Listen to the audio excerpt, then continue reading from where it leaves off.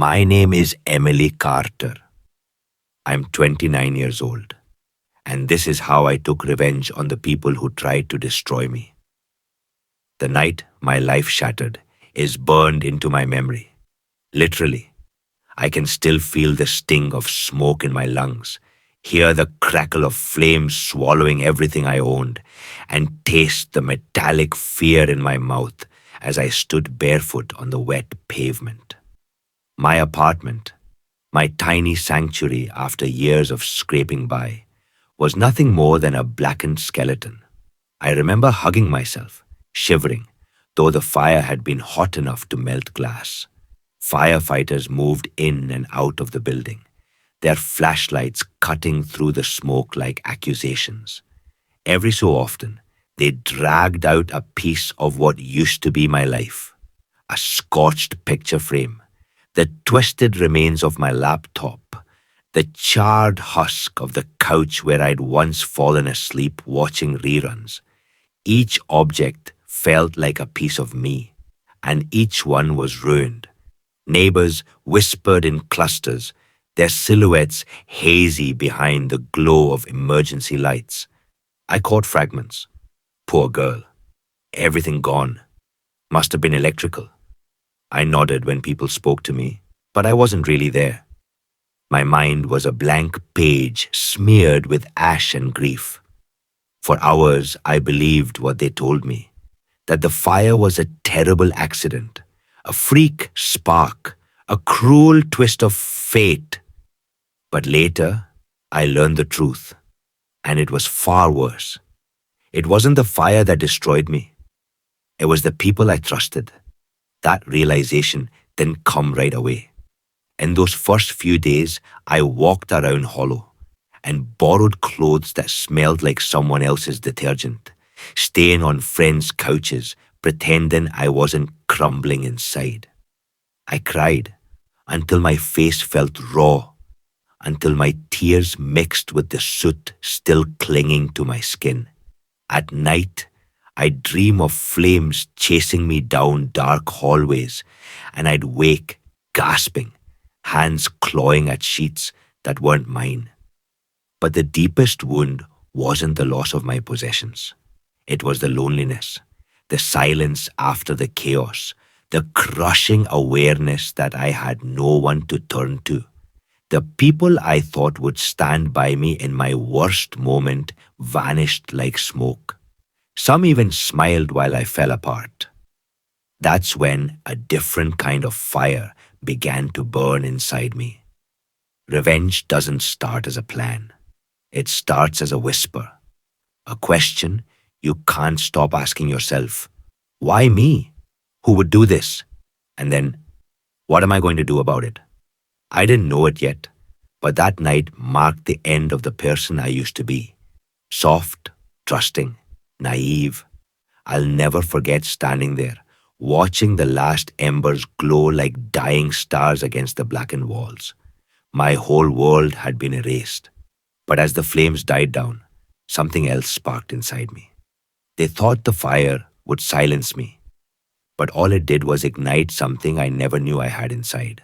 Before the betrayal, my life wasn't perfect, but it was mine. I grew up in a small town where people waved from their porches and knew your business before you did. My parents weren't wealthy, but they were honest and hardworking. My dad fixed cars. My mom worked double shifts as a nurse. From them, I inherited two things: the belief that nothing in life comes free, and the hope that if I worked hard enough, I could carve out a different future. I was the first in my family to graduate from college. That moment, walking across the stage, hearing my name echo through the auditorium, felt like a promise to myself and to them. I wasn't just their daughter anymore. I was their dream realized. With my degree in graphic design, I packed up my life into 2 suitcases and moved to the city. The skyline, the noise, the endless movement. It terrified me and thrilled me all at once. Life in the city was not easy. Rent, drained my paycheck faster than I could earn it. And there were nights when instant noodles were the only thing on the menu. But I was building something. I found a job at a small design firm, spending long hours tweaking fonts and colors for clients who never remembered my name. It wasn't glamorous, but it was a start. And in my spare time, I dreamed of more. I wanted my own agency one day, a creative space where my ideas mattered, where I could be my own boss. I saved every dollar I could, working nights on freelance projects, sacrificing weekends, chasing that vision of independence. And then there was Ryan. Ryan had that kind of smile that could convince you the world wasn't as cruel as it seemed. He was charming in a boy next door way, funny without trying, and he made me feel seen at a time when I felt invisible. He wasn't perfect. He had insecurities that ran deeper than he let on, moods that shifted like storms. But I loved him, or at least I loved the version of him I believed in. I gave him a key to my apartment, not just to the door, but to my life, my heart, my trust. And then there was Chloe. Chloe wasn't just a best friend. She was like a sister. We met in college, bonded over late night study sessions and cheap coffee. She was the one person I could call at 2 a.m. when the world felt too heavy. Over the years, we built a history of secrets, laughter, and promises whispered through tears.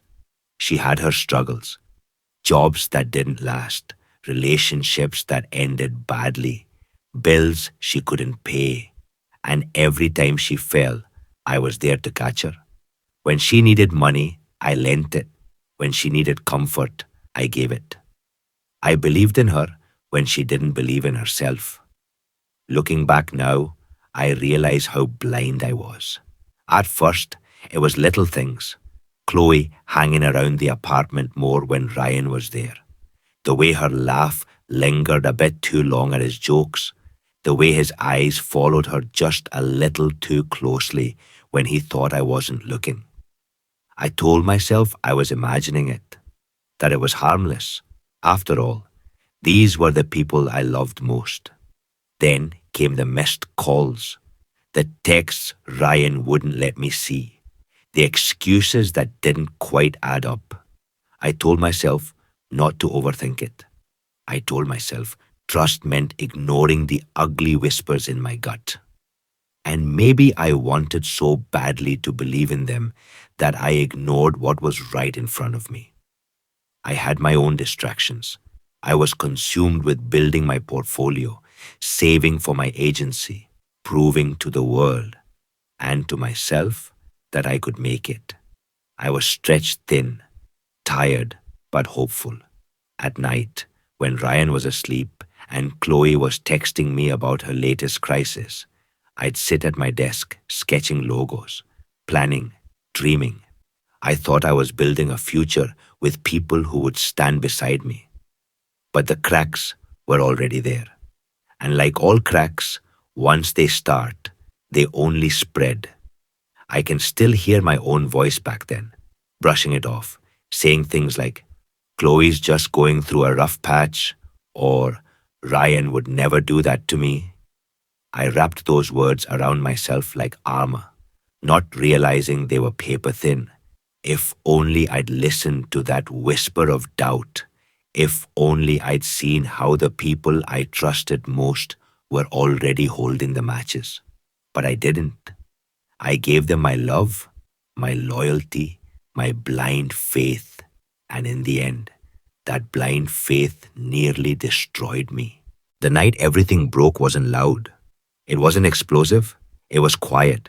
The kind of quiet that makes your skin prickle before you even understand why.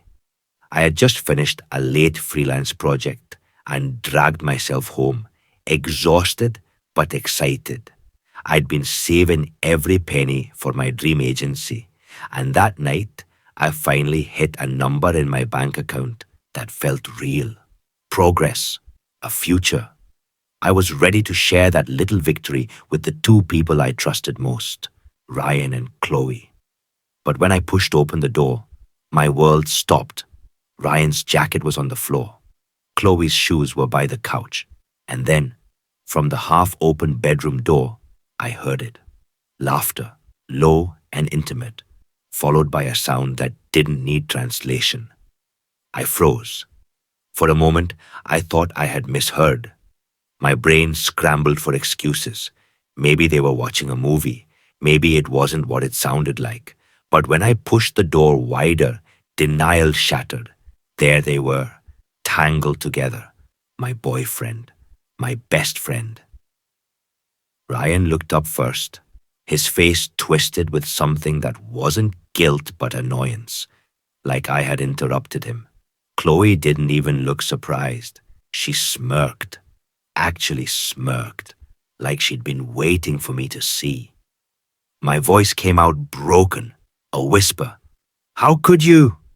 Ryan sat up, pulling on his shirt, eyes full of that practiced charm I used to fall for. "Emily, listen, you've been so busy with work, always on your laptop, always distracted. I've been lonely, lonely." The word sliced through me. I'd been working myself to exhaustion for us, for the future I thought we were building together, and somehow his betrayal was now my fault.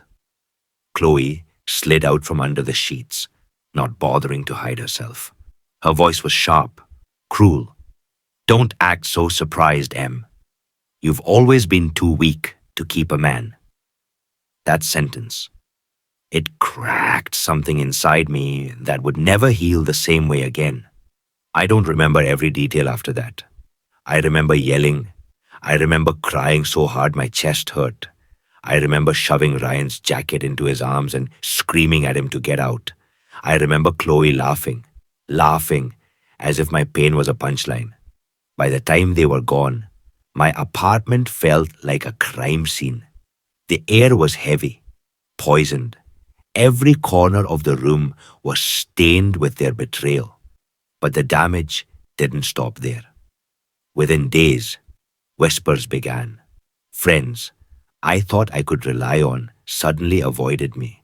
At first, I didn't understand.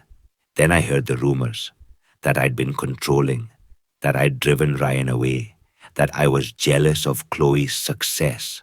She painted herself as the victim, the friend who tried to help me but couldn't because I was too unstable. And people believed her. I was isolated, humiliated. Everything I'd built, my relationship, my friendships, my sense of belonging, was collapsing, one lie at a time. And then came the fire. It happened less than a week later. I came home from a short grocery run to flashing lights, thick smoke, firefighters shouting. My apartment, my home, was in flames. I stood across the street, clutching the bag of groceries until the eggs broke in my hands. I couldn't even move. I just watched as the fire devoured everything I had left. The official report called it faulty wiring, a tragic accident, but I knew better. When I sifted through the wreckage later, I noticed something missing. The spare key I had given Ryan was gone. And Chloe? Suddenly, she wasn't broke anymore. She showed up online flaunting new clothes, new nights out, a life she couldn't possibly afford on her own. It hit me like a second fire. This wasn't coincidence. This wasn't bad luck. This was deliberate. Ryan and Chloe hadn't just taken my trust. They had taken my life piece by piece and set fire to the ashes. I remember staring at the ruins of my apartment, tears burning hotter than the smoke, and feeling something shift inside me. This wasn't going to end with me broken. If they thought they could erase me, they had no idea what kind of fire they'd started. The weeks after the fire felt like I was living someone else's life, a cruel parody of my own. One day, I had an apartment, a boyfriend, a best friend, and a future I was building with blood and sweat. The next, I was reduced to a duffel bag and the charity of people who barely wanted me around. At first, I crashed on a coworker's couch. She was kind, but I saw the way her boyfriend shifted uncomfortably when I lingered too long in their living room. I told myself it was temporary. I told myself I'd be back on my feet in no time. But temporary stretched into weeks, then months. I rotated between couches like a ghost that never unpacked, never belonged. I picked up double shifts at the design firm, then freelanced late into the night just to afford food and laundry. Some days I worked until my hands cramped from sketching logos no one would ever remember. My savings, the little nest egg I'd been building for years, had gone up in flames with my apartment. Starting from scratch felt impossible. The humiliation stung worse than the exhaustion. Everywhere I turned, there were reminders of Ryan and Chloe. They didn't hide. In fact, they flaunted their new life together. Dinners, parties, selfies posted with captions like, "Real love always wins." Friends I had once trusted liked their posts, commented heart emojis, even congratulated them. And then came the whispers. At first, I thought I was imagining it, but soon it was undeniable. People I once called friends pulled away. The story spreading through my old circle wasn't that Ryan and Chloe betrayed me. It was that I had been unstable, controlling, paranoid. That Chloe had been the supportive one, the saint who stood by me until I pushed her away. Emily ruined her own life. Emily was jealous. Emily was never right in the head. Hearing those words felt like being buried alive. I started therapy, mostly because my employer insisted after I broke down in the office bathroom one too many times. At first, I hated it. Sitting across from a stranger, unpacking wounds I could barely name. But week by week, I found myself clinging to those sessions like a lifeline. My therapist told me something I'll never forget. Right now, you're living the story they wrote for you. But Emily, you can take the pen back. That thought planted a seed. I couldn't erase what they'd done. I couldn't stop the gossip. But maybe, just maybe, I could turn the very lies they told into the rope that would hang them. So I started small, quiet, patient. I combed through old text messages with Chloe, long threads where I'd lent her money, where she'd promised to pay me back soon, screenshots that showed how much I had supported her when she was at her lowest.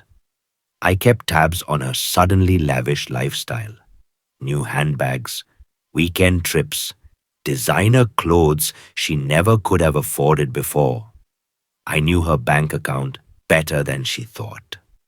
She once drunkenly gave me her login when she couldn't remember her own password.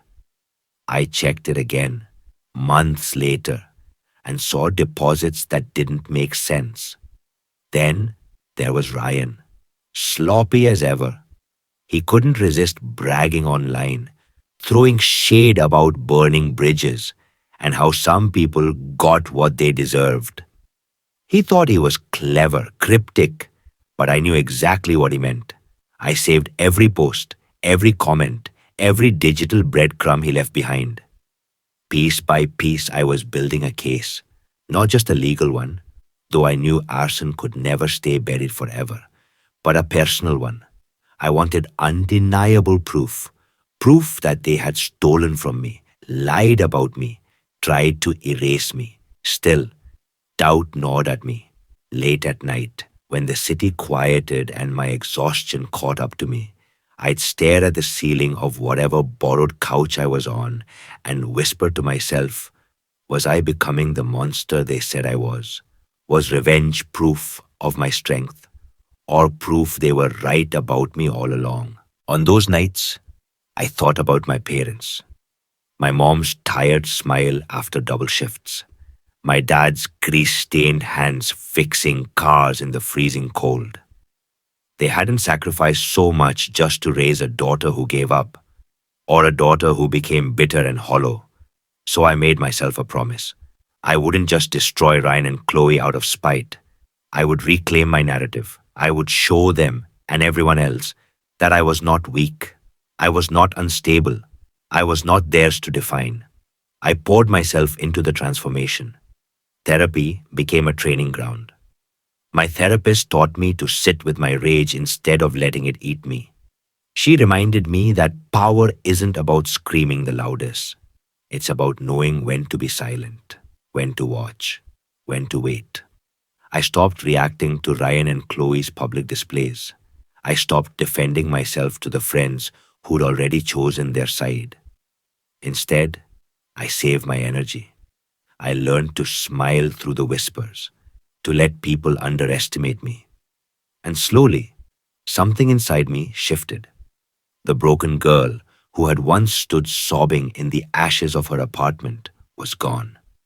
In her place was someone colder, sharper, more deliberate. I started dressing differently, not just for work, but for war. Crisp blazers, clean lines, a face that revealed nothing. My co-workers noticed. "You seem different," they said. And I was, because now I had a purpose. I wasn't just surviving anymore. I was planning. And one day soon, Ryan and Chloe would learn. The girl they thought they destroyed didn't just survive. She evolved. Revenge isn't something you rush. It's something you prepare, layer by layer, until the people who destroyed you step into the trap you've been building the whole time. For months, I collected evidence like someone piecing together a crime novel. Only, this wasn't fiction. This was my life. The first strike was legal. I had the bank statements, Chloe's sudden deposits that had no explanation. I had screenshots of Ryan's posts bragging about burning bridges. I had old texts from Chloe asking for money, proof of how much she owed me, proof of motive. I even tracked down the fire marshal's original notes. The ones that mentioned the wiring seemed unusually tampered with before being dismissed. I packaged it all neatly, like a gift, and sent it anonymously to investigators. It didn't take long. Within weeks, detectives reopened the case. Ryan and Chloe were questioned. Their smug confidence began to crack. For once, they were the ones whispering, wondering who had betrayed them. They didn't know it was me, not yet. But legal justice wasn't enough. I wanted the world to see them for who they truly were. So I planned my public strike. One night, with my hands trembling but my heart steady, I wrote a post. Not angry, not desperate, calm, honest. I told the truth about the fire, about Ryan's manipulation, about Chloe's betrayal. I didn't ask for pity. I gave proof. Screenshots, receipts, bank records. I laid it all out, piece by piece, so there could be no doubt. I ended it with one line. They thought they could burn me down, but all they did was spark the fire that rebuilt me. I hit post, and within hours, my story went viral. People I hadn't spoken to in years reached out in shock and support. Strangers flooded the comments, furious on my behalf. And those friends who had believed Chloe's lies, they disappeared into silence. Her mask was slipping, and there was no way to put it back on. Chloe lost everything overnight. Her credibility, her friendships, her carefully curated image of being the loyal friend. Suddenly, she wasn't the victim anymore. She was exposed. Ryan, though, Ryan wasn't ready to let go. He cornered me outside my office one evening, eyes wild, voice low. "You think you've won?" he hissed. "You ruined my life." You think people will believe you forever? I'll come back from this. I always do. For the first time, I wasn't afraid. I looked him straight in the eye and said, calm as stone, you already tried to burn me once. Do it again, and you'll burn with me. He saw it in my face, that I wasn't bluffing, that the old Emily, the one who cried in ashes, was gone.